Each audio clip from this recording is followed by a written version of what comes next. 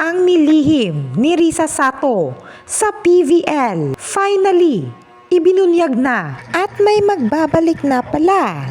Lahat ng yan ay atin nang alamin ngayon.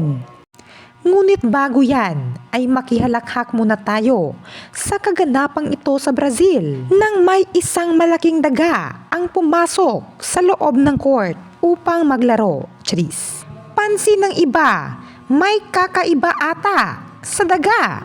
Bakit mukhang pusa? Huy!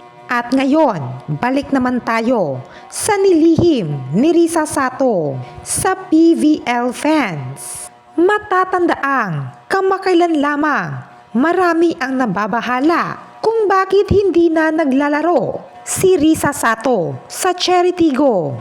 At may umugong pang balita na may anomalya sa kanyang paglalaro sa Cherry dahil ani ng kanilang coach na si Norman Miguel ay no comment siya sa biglaang pagkawala ni Risa Sato sa Cherry Tigo, kaya't marami ang gustong bumalik na lamang siya sa Creamline. Ngunit ang katotohanan pala ay kasalukuyan na pala siyang buntis at pansamantala niya itong nilihim sa publiko sa rason na siya lamang ang nakakaalam.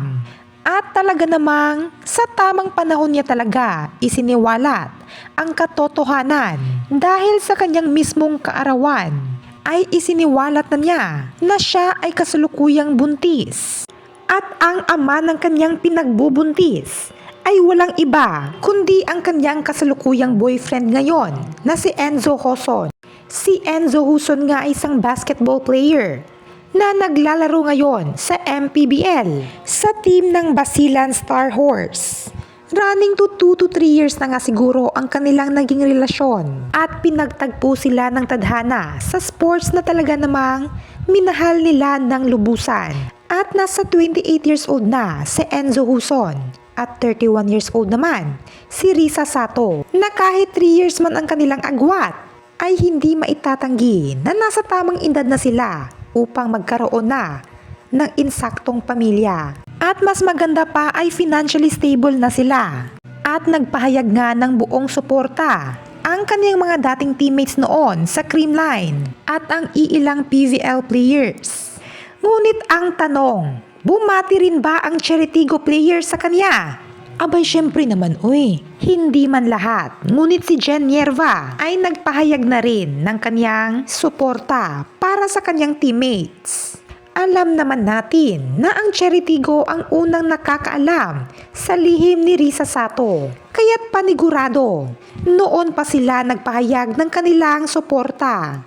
At speaking of Cherry Tigo, ay may magbabalik na rin pala sa kanila. OMG! Dahil yes na yes! Finally! After almost 1 year na paghihintay, ay magbabalik na si Mylene Paa upang palakasin muli ang Cherry. Nagkaroon nga ng injury si Mylene Paa, kaya't matagal na panahon natin siyang hindi nakita na maglaro sa PVL. Siya na nga kaya ang hinihintay na missing piece ng Cherry upang muling makabalik sa finals. O di kaya'y kailangan pa nilang hintayin si Risa Sato. Gayon pa man, excited na ba ang lahat dahil bukas na magaganap ang puksaan sa PVL Reinforced Conference kung saan maglalaban ang Zeus Coffee versus Akari at 4 p.m.